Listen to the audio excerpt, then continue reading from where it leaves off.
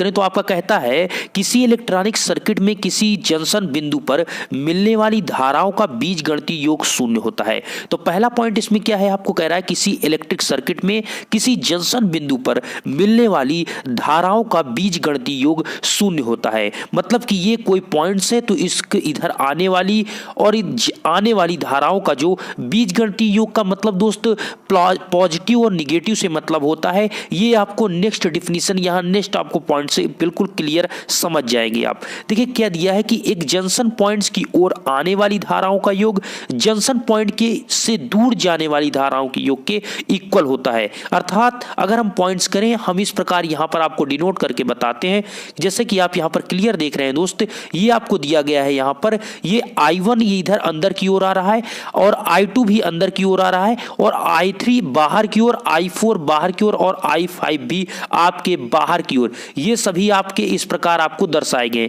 अर्थात ये junction point है, ये जो आपको पॉइंट दिख रहा है ये जंक्शन पॉइंट है। तो ये कहता है कि जो आपका KCL जो नियम कहता है, KCL जो नियम कहता है, KCL ठीक है, किरचॉफ करंट लॉ जो कहता है, वो कहता है कि आपको एक किसी जंक्शन पॉइंट्स की ओर आने वाली धाराओं का योग या जंक्शन पॉइंट से जाने वाली धाराओं का योग जो होता है बीजगणितीय योग, वो शून्य होता है। तो या आप कह सकते हैं आने वाली धाराओं का योग जाने वाली धाराओं का योग के क्या होता है, बराबर होता है। तो सिंपल आप इक्वल जैसे कि हम यहां पर दर्शाए हुए हैं, इसको आपको क्लियर यहां पर आपको हम बताने वाले हैं। देखिए क्या दिया गया है, अब आपको यहां पर दे दिया गया है, इंग्लिश की बात करें तो आपको कह सकते हैं incoming current equal to outgoing current. उस पॉइंट से आने वाली धाराओं का योग और उस पॉइंट से जाने वाली धारा का योग, ठीक है। तो वहां पर ये जीरो होगा, वो क्या होगा, बीजगणितीय योग। और सिंपल आप लिख सकते हैं कि आने वाली धाराओं का योग इक्वल टू जाने वाली धाराओं का योग। जो जैसे हमने यहां पर लिखा है कि आने वाली धाराओं का योग दोस्त I1 और I2 उस जंक्शन पॉइंट की ओर आ रहे हैं, तो सिंपल आपको लिखना है I1 plus I2 equal to करना है और यहां पर आपको लिखना है I3 plus I4 plus I5। क्यों, ये आपका उस पॉइंट से बाहर की ओर जा रही है, ठीक है। तो इसलिए हम लिख सकते हैं इक्वल के बाद I3 plus I4 plus I5, okay. और इसी को हम लिख सकते हैं, क्या लिख सकते हैं दोस्त, इसी पॉइंट्स को हम लिख सकते हैं I1 प्लस I2 लिखा है, इसको हम इधर लाएंगे, अर्थात लेफ्ट, ये आपको क्या है, ये राइट से इधर लेफ्ट की ओर लाएंगे, दाएं से बाएं की ओर आप लाएंगे, तो ये प्लस जितने भी पॉइंट्स हैं ये सभी माइनस हो जाएंगे और आपका minus I3 minus I4 minus I5 equal क्या हो जाएगा, इक्वल आपका हो जाएगा जीरो। अब यहां पर आपका summation of I equal zero, अर्थात समेशन का मतलब ये होता है दोस्त कि इसमें जो पॉजिटिव है वो पॉजिटिव, यहां पर जैसा कि आप देख रहे हैं ये निगेटिव पॉजिटिव, इसीलिए दोस्त कहते हैं बीजगणितीय योग, ठीक है। तो आने वाली धाराओं का योग यहां पर क्या हो रहा है, ये पॉजिटिव है और जाने वाली धाराओं का, जो जाने वाली धारा है उनका योग क्या होता है, यहां पर निगेटिव होता है। तो सिंपल आप देख सकते हैं ये डेल्टा I इक्वल टू आप ले summation of I equal to zero आपका होता है। तो इसलिए तो आपका हुआ KCL, क्या हुआ दोस्तों, KCL current, Kirchhoff current law. तो आने वाली धाराओं का योग इक्वल टू जाने वाली धाराओं का योग, incoming current equal to outgoing current. ये आपका हो गया क्या, ये आपका हो गया फर्स्ट लॉ। सेकंड लॉ की बात करें, इसे कहते हैं आप क्या कहते हैं दोस्त, इसे कहते हैं KCL, किरचॉफ करंट, नहीं दोस्त इसे कहते हैं KVL, क्या कहते हैं, KVL, किरचॉफ वोल्टेज लॉ। ये अर्थात वोल्टेज की बात करता है, वो आपसे किसकी बात किया था, वो आपसे करंट की बात किया था। तो सेकंड लॉ आपसे ये कहता है दोस्त, सेकंड लॉ आपसे ये कहता है कि किसी क्लोज्ड सर्किट के प्रत्येक चालक में करंट तथा रेजिस्टेंस का जो गुणनफल होता है एवं उसी परिपथ पर विभव का बीजगणितीय योग परस्पर जोड़े जाने पर शून्य प्राप्त होता है। अब समझिए इनके कहने का मतलब क्या है दोस्तों। ये कहता ये है कि किसी क्लोज्ड सर्किट, ये ओपन सर्किट की आपसे बात नहीं करेगा। पहला पॉइंट्स आपको क्या याद रखना है, आपका पहला पॉइंट्स ये सदैव याद रखना है कि जो आपका KVL लगता है, ठीक है, ये आपका क्या होता है, क्लोज्ड सर्किट होना चाहिए, ठीक है, ओपन सर्किट की बात नहीं करता ये। तो किसी क्लोज्ड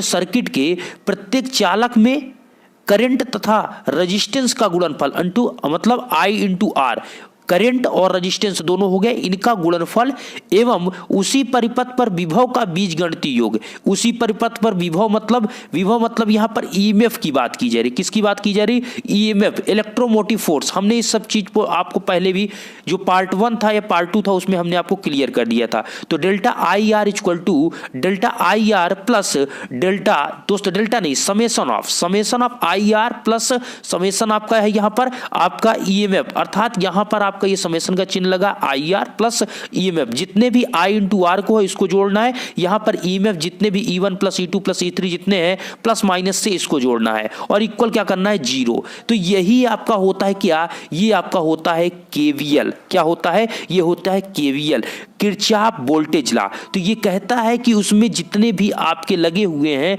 रेजिस्टेंस और उसमें जो करंट फ्लो हो रही धारा, उनका गुणनफल का सब योग कर दीजिए आप, और जो उसमें ईएमएफ अर्थात उसमें जितनी भी बैटरी लगी हुई है, बैटरी जितनी भी उसमें लगी हुई है, उन सभी के ईएमएफ जो है उनको पॉजिटिव निगेटिव देखकर आप ऐड कर दीजिए, और जब सभी दोनों को ऐड करेंगे तो उनका जोड़ कितना आएगा? 0 आएगा। यही आपका होता है केवीएल लॉ। ओके, ये सभी पॉइंट समझने के बाद हम इस पे चलते हैं कुछ इंपॉर्टेंट पॉइंट की ओर कि कैसे आप पहचानेंगे, कैसे आप समझेंगे कि कौन सा प्लस वोल्टेज होगा, कौन सा माइनस होगा। तो पहले अगर हम इंपॉर्टेंट पॉइंट्स की बात करें तो वोल्टेज ड्रॉप तथा ईएमएफ का चिन्ह ज्ञात करने के लिए आपको कुछ इंपॉर्टेंट पॉइंट्स पहले बताते हैं। जैसे आपका वोल्टेज ड्रॉप क्या होता है? आई इंटू आर आपका वोल्टेज हुआ दोस्त, वोल्टेज ड्रॉप जिसे आप summation of I into R जो आपने लिखा वो वोल्टेज ड्रॉप होता है, ठीक है। और आपका ये क्या होता है? जैसे कि आप जानते हैं V बराबर क्या होता है दोस्त? आई इंटू आर, ओम्स का फर्स्ट लॉ जो ओम्स का लॉ होता है, V बराबर I into R, V upon I equal to जो R होता है वो ओम्स लॉ होता है। तो वही कह रहे हैं कि जो उसमें वोल्टेज ड्रॉप है और ईएमएफ का है उसमें चिन्ह अर्थात आप उसमें पॉजिटिव होगा या निगेटिव होगा, ये कैसे आप याद करेंगे? तो पहला पॉइंट इसमें दिया गया है दोस्त, किसी इलेक्ट्रिक सर्किट में बढ़ते हुए विभव को धनात्मक और घटते विभव को ऋणात्मक लिया जाता है। विभव की मतलब यहां पर वोल्टेज, आपसे वोल्टेज ड्रॉप की बात की जा रही है। किसकी? वोल्टेज ड्रॉप की आपसे बात की जा रही है। इसको आप ध्यान से इसको समझते चलिए, ठीक है। तो यहां पर आप क्लियर बिल्कुल हो जाइए। देखिए हम यहां पर ईएमएफ बात कर रहे हैं,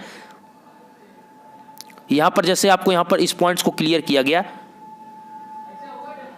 देखिए क्लियर ये पॉइंट्स आपको सभी हमने यहां पर दर्शाए हैं।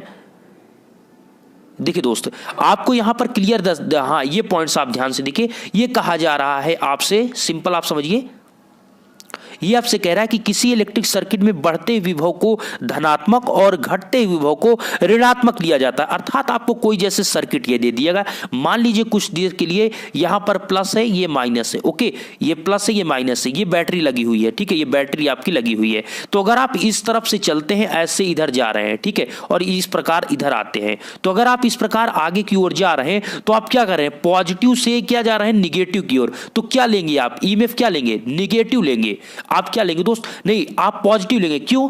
आप जो छोड़ते हैं उसी को लेते हैं। ध्यान दीजिए, आपसे कह रहा है विभव को पॉजिटिव तथा घटते हुए विभव को निगेटिव लिया जाता है। तो सिंपल, आप जिधर आप विभव को बढ़ते हैं उधर आपका अगर पॉजिटिव आता है तो पॉजिटिव, और घटते विभव के क्या लेते हैं? निगेटिव लेते हैं। ये तो आपका पॉइंट्स हुआ। अभी मैं आपको जो सर्किट बताया हूं उसमें आपको सर्किट बनाया हूं उसको आपको बताऊंगा तो बिल्कुल क्लियर आपको आ जाएगा। देखिए सेकंड आपका पॉइंट्स है कि परिपथ में, ध्यान दीजिए, परिपथ के प्रतिरोधों में धारा की दिशा में चलने पर वोल्टेज ड्रॉप होता है, जबकि धारा की विपरीत दिशा चलने पर वोल्टेज में वृद्धि होती है। इसलिए धारा की दिशा में चलते समय परिपथ के प्रतिरोधों में वोल्टेज ड्रॉप निगेटिव लेना चाहिए, जबकि धारा के विपरीत दिशा में चलते समय प्रतिरोधों में वोल्टेज ड्रॉप पॉजिटिव लेना चाहिए। तो मतलब इनका कहने का बात यह है दोस्त कि जैसे कि आपको यहां पर एक बैटरी लगी हुई है, पॉजिटिव है, ये निगेटिव है, तो करंट कैसे फ्लो होती है दोस्त? प्लस से माइनस, अर्थात इधर से आपका प्लस से जाएगी और माइनस में आ जाएगी, ठीक है, तो प्लस से निकलती है। तो ये कहते हैं कि आपका जो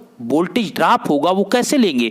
वोल्टेज ड्रॉप उधर लेते हैं दोस्त, आपका पॉजिटिव लेंगे कि निगेटिव लेंगे? अगर जिधर की डायरेक्शन में जिधर धारा फ्लो हो रही उसके अगर आप विपरीत लेंगे तो आप पॉजिटिव लेंगे, और उसकी डायरेक्शन में लेंगे तो आप निगेटिव लेंगे। जैसा कि आपको सिंपली यहां पर दिख रहा है दोस्त कि आपको धारा की दिशा में चलते समय परिपथ में प्रतिरोधों को वोल्टेज ड्रॉप निगेटिव लेना चाहिए, और जबकि धारा की विपरीत दिशा में चलते समय प्रतिरोधों में वोल्टेज ड्रॉप पॉजिटिव लेना चाहिए। ओके, तो आपको धारा की दिशा में चलेंगे तो आप I इंटू आर को क्या लेंगे? निगेटिव लेंगे, और अगर आप धारा की दिशा में चलेंगे तो क्या लेंगे, आप नेगेटिव लेंगे, और अगर उसकी विपरीत दिशा में धारा के चलेंगे तो पॉजिटिव लेंगे। नेक्स्ट पॉइंट आपका आता है बैटरी में नेगेटिव टर्मिनल से पॉजिटिव टर्मिनल की दिशा में बैटरी में ईएमएफ में क्या होती है, जो विभव है उसमें वृद्धि होती है, जबकि पॉजिटिव टर्मिनल से नेगेटिव टर्मिनल की दिशा में विभव में कमी होती है। अर्थात इनका कहने का मतलब ये है दोस्त कि ये बैटरी अगर लगी हुई है प्लस है, ये माइनस है। ओके,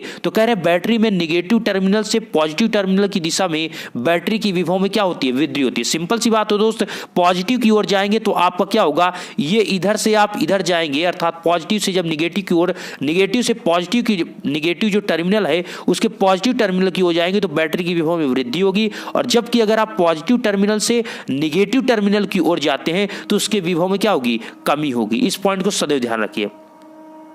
नेक्स्ट पॉइंट दोस्तों आपको दिया गया है कि यदि इलेक्ट्रिक सर्किट को हल करते समय यदि बैटरी या सप्लाई का नेगेटिव टर्मिनल पहले आता है तो बैटरी का पॉजिटिव लीजिए, तथा यदि पहले पॉजिटिव टर्मिनल आता है तो विभव को नेगेटिव लीजिए। इनका कहने का मतलब ये हुआ दोस्त कि यदि किसी इलेक्ट्रिक सर्किट में आप कोई इलेक्ट्रिक सर्किट सॉल्व कर रहे हैं और बैटरी या सप्लाई, आप उसमें बैटरी या सप्लाई लगी हुई है, ठीक है, आप बैटरी उसमें लगाए हुए हैं, तो नेगेटिव टर्मिनल पहले अगर आ जाता है, अर्थात जैसे आपको ये सर्किट बना दिया गया, ठीक है, ये आपका नेगेटिव है, ये आपका पॉजिटिव है। ओके, तो इनका कहने का मतलब अगर नेगेटिव पहले आता है तो बैटरी का जो पॉजिटिव, बैटरी को पॉजिटिव लीजिए, और यदि पहले पॉजिटिव पर टर्मिनल आता है तो आप बैटरी को नेगेटिव लीजिए। अर्थात आपको याद रखना है दोस्त कि जो आप छोड़ते हैं उसी को आपको लिखना है, ठीक है। मतलब आप समझिए, हमारी बात को समझिए, इलेक्ट्रिक सर्किट इनका कहने का मतलब आपका क्या, इन्हें कहना क्या चाह रहे हैं कि जैसे ये बैटरी लगी हुई है, ठीक है दोस्त, ये आपका बैटरी है, ये प्लस है माइनस है, तो इधर से जब इधर की ओर आप जा रहे हैं तो आप ईएमएफ को पॉजिटिव लेंगे, निगेटिव लेंगे, ये किस पर डिपेंड करेगा, ये आप निगेटिव लेंगे। जो आप छोड़ते हैं, जो लास्ट आपका होता है, जो आप छोड़ते हैं, आप निगेटिव से बाहर निकल रहे हैं तो आप निगेटिव लेंगे। ओके, अगर यहां पर इसी प्रकार ये बना होता, आपको ये बना होता, ये प्लस, ये माइनस होता आपका, और ये आपका क्या होता है, ये आपका प्लस होता। ओके, और इधर से आप इधर की ओर जा रहे हैं, ओके, ये इधर से आप इधर की ओर जा रहे हैं, जब इधर आप जा रहे हैं तो क्या कर रहे हैं, निगेटिव को छोड़कर पॉजिटिव की ओर जा रहे हैं, निगेटिव से छोड़कर पॉजिटिव टर्मिनल की ओर जा रहे हैं, तो आप ईएमएफ क्या लेंगे, पॉजिटिव लेंगे। ओके, तो इस चीज को आपको ध्यान रखना है। मैं आपको कुछ सवाल भी बताता हूं तो उसके माध्यम से आपको, जैसे प्रॉब्लम नंबर 1 हमने यहां पर लिया है तो इसके माध्यम से आपको यहां क्लियर करना चाहता हूं। क्वेश्चन आपका दोस्त ये दिया गया है कि एक बैटरी जिसका ईएमएफ 110 वोल्ट है, ठीक है, बैटरी कितने ईएमएफ की है, इलेक्ट्रोमोटिव फोर्स का कितना है, 110 वोल्ट है, और आंतरिक प्रतिरोध 0.2 ओम है। एक दूसरी 100 वोल्ट ईएमएफ वाली बैटरी के समांतर में जुड़ी है, ठीक है, दो बैटरी है, एक 110 वोल्ट, एक 100 वोल्ट की है। दूसरी बैटरी का आंतरिक प्रतिरोध 0.25 है, पहले बैटरी का आपको 0.2 ओम है। ओके, आगे आपको बताया गया कि समांतर संयोजन 10 ओम के प्रतिरोध के पासर में जुड़ा है, अर्थात ये दोनों क्या है, समांतर आपके पैरेलल संयोजन में, पैरेलल कनेक्शन में 10 ओम के रेजिस्टेंस से पैरेलल में जुड़े हुए हैं। प्रत्येक बैटरी में धारा और संयोजन पासर में टर्मिनल वोल्टेज ज्ञात कीजिए, अर्थात प्रत्येक बैटरी में धारा और संयोजन पास में कितना टर्मिनल वोल्टेज है, इसको आपको बताना है। क्वेश्चन आप देख लीजिए, क्वेश्चन आपका ये है, अब आप इसको ध्यान से देख लीजिए, क्वेश्चन देख लीजिए दोस्तों, ये आपका लगा हुआ क्या, ये देख लीजिए, ये क्वेश्चन आपका ये है कि आपका एक बैटरी यहाँ पर 100 वोल्ट की लगी हुई है, और ये नीचे आपको जो दिख रहा है ये 110 वोल्ट की बैटरी लगी हुई है। इसके समांतर में एक क्या लिया है, 10 ओम का एक समांतर प्रतिरोध लगा हुआ है। इसका आंतरिक प्रतिरोध आपका 0.25 है और पहले बैटरी का आपको 0.2 ओम है। ओके,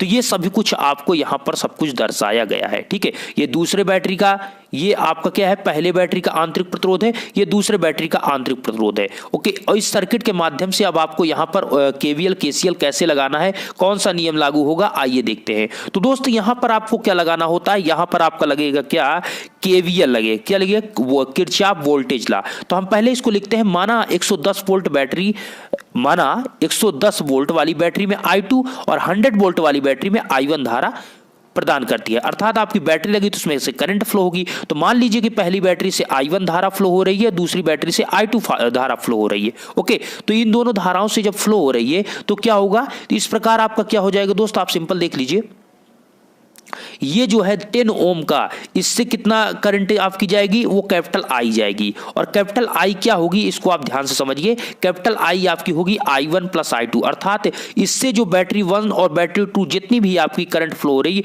वो टोटल आपकी रजिस्टेंस 10 ओम को प्राप्त होगा। तो यहां पर आप इसको समझिएगा, इस प्रकार आपको 10 ओम के रजिस्टेंस से I1 प्लस I2 धारा फ्लो होती है। अर्थात यहां पर दोस्त जब I1 निकलेगी, इससे I2 निकलेगी, इन दोनों को ऐड करेंगे तो आपके आगे बढ़ेगी जो कैपिटल आई होगी I1 प्लस I2। ठीक है, इस प्रकार ये आगे जब बढ़ेंगे दोस्तों तो आपको इस सर्किट में यहां पर समझना होगा। इस सर्किट में आपको यहां पर देखना कैसे है, इसको सॉल्व करिए। करिए, देखिए क्या होता है कि हम यहां पर अब क्लोज्ड सर्किट की हम बात करते हैं। तो क्लोज्ड, देखिए जो आपका केवीएल होता है ये क्लोज्ड सर्किट में ही आपका ये आपका नियम लगता है। तो इसमें क्या करता है, हम यहां पर आपको दोस्त दो आपको इक्वेशन यहां मानना पड़ेगा। पहले हम यहां पर इसको मान लेते हैं सर्किट ABCDEFA। कौन सा ABCDEFA का मतलब यहां पर हम इसको लेते हैं, हम लेते हैं ABCDEFA। ठीक है, ये पूरा जो आपको बाहर वाला सर्किट दिख रहा है हम इसको लेते हैं। जब आप इसको लेते हैं तो क्या होगा दोस्तों, आप ध्यान से समझिएगा। जब इसको आप लेंगे, देखिए जब आप इसको लेंगे तो यहां पर आप ध्यान से देखिए, अगर आप इसको लेते हैं, ठीक है, तो यहां पर आपका होगा, ये आपको दिख रहा है कितना, 110 वोल्ट की बैटरी है और I2 इसमें क्या है, करंट है। ठीक है, और यहां पर आप देख रहे हैं कि यहां 100 वोल्ट की बैटरी है और I1 करंट है। हमको I इंटू आर से मतलब है। ओके दोस्त, I into R plus EMF से, जो आपका हमने फार्मूला बताया delta IR plus delta EMF equal to क्या, 0। ये इक्वेशन को ही फॉलो करना है। तो हम क्या करते हैं, यहां पर I इंटू आर का मतलब इसमें धारा कितनी फ्लो हो रही और रजिस्टेंस कितना है। तो सिंपल सी बात है, यहां पर आप ध्यान से देखिए, जब यहां पर से आपका करंट निकलेगा तो इसमें आएगा, तो यहां पर आपका कितना लगा हुआ है, यहां पर आपका 10 ओम लगा। तो सिंपली आप लिखेंगे 10 I1 प्लस I2। क्या लिखेंगे, 10 I1 प्लस I2।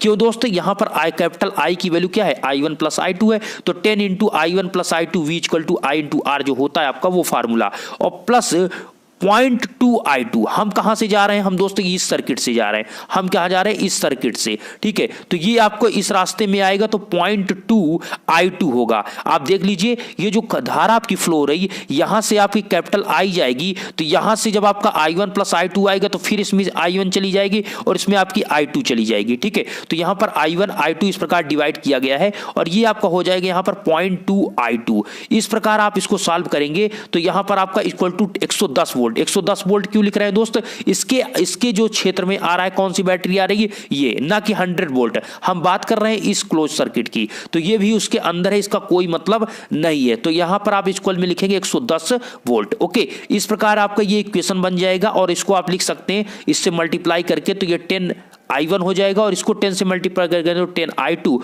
और ये 0.2, तो 10.2 I2 इक्वल टू 110 आपका हो जाएगा। तो इक्वेशन नंबर ये फर्स्ट हो जाएगा। अब हमको फिर से एक इक्वेशन को यहां पर सॉल्व करना होगा। हम यहां लेते हैं BCDEB में। ठीक है, तो BCD का मतलब यहां पर लेंगे हम दोस्त, ये आपका हो जाएगा BCDEB। ठीक है, तो ये आपका ये सर्किट अब लेंगे। ठीक है, तो इस क्लोज्ड सर्किट को हम यहां पर लेंगे तो आपका सिंपल देखिए दोस्त, ये वही चीज आपका फिर 10 इंटू I1 प्लस I2 होगा। Okay, 10 into I1 plus I2 होगा।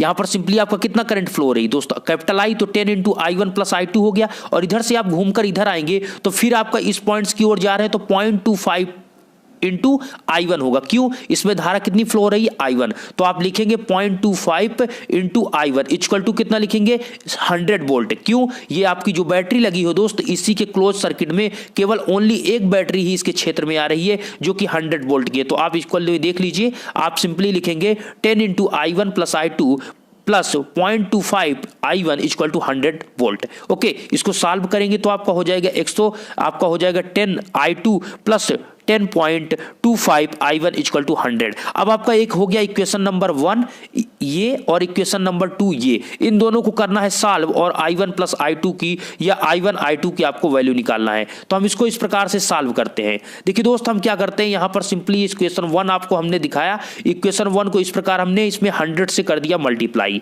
ओके, यहां पर आप कर देते हैं 100 से, जैसे ही मल्टीप्लाई करते हैं, या आप 100 से नहीं दोस्तों, आप 10 से मल्टीप्लाई करिए। ठीक है, जैसे यहां पर से ऊपर वाले को 10 से मल्टीप्लाई करेंगे तो आपका इतना हो जाएगा और ये इसको आप कैंसिल हो जाएगा, सिंपली ये कैंसिल हो जाएगा। तो I1 का मान जो आएगा दोस्त वो -17.58 एम्पियर आएगा। और अगर आप I1 का मान किसी भी इक्वेशन में आप रख देंगे, इनमें से किसी भी इक्वेशन में आप रख के सॉल्व करेंगे तो I2 का मान आएगा कितना दोस्त, I2 का मान आपने I1 का मान इतना निकाला। अब यहां पर से आपको क्या करना होता है, I2 का मान क्या करना है दोस्त, यहां से आपको I2 का मान, ये आपका I2 है, ओके। यहां पर इसको सॉल्व करेंगे तो आपका I2 आ जाएगा, इसको सॉल्व करेंगे, इसको मल्टीप्लाई करेंगे तो कितना आएगा, ये 175.8 आएगा, इससे माइनस करेंगे तो 28.02 एम्पियर आ जाएगा ये I1 का मान।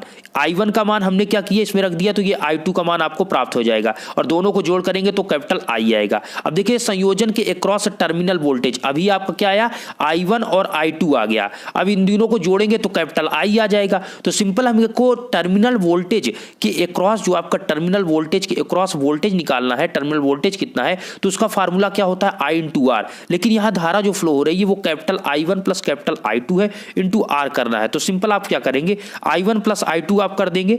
I1 की वैल्यू कितनी आपने निकाला है, I1 की वैल्यू आप देख लीजिए, यहां पर आपने जो निकाला है, यहां पर आप किसी वैल्यू को कुल मिला के आपको यहां माइनस प्लस से मतलब है, ठीक है। तो आपका यहां पर ये I2 की वैल्यू हो गया, ये I1 की वैल्यू, इन दोनों को हो जाएगा माइनस। जब माइनस होगा दोस्तों यहां तो आएगा आपका कितना, ये आएगा आपको 10.44 इतना आएगा, ठीक है, 10.44। लेकिन आप 10 से करेंगे मल्टीप्लाई तो हो जाएगा कितना दोस्तों, 104.4 वोल्ट, ठीक है, 104.4 आपका आ जाएगा वोल्टिंग। यही आपका क्या होगा, आंसर होगा। तो यहां पर क्या था, आपको इस पॉइंट्स को यह समझना था कि हम इस क्लोज सर्किट को कैसे सॉल्व करें। तो क्लोज सर्किट का सॉल्व करने का एक ही तरीका है आपका, कि आपको करना क्या होता है कि पहले आपको जो भी टर्मिनल में बैटरी लगी हुई है उनसे आप I1 I2 करंट को दर्शा दीजिए, ओके। उसके बाद आपको क्या करना है, एक बड़ा वाला क्लोज्ड सर्किट लीजिए और एक किसी छोटा सर्किट को क्लोज्ड सर्किट लीजिए। जैसा हमने यहां पर क्या लिया, इस बड़े वाले को एक बार लिया और एक बार हमने इस छोटे वाले सर्किट को ले लिया।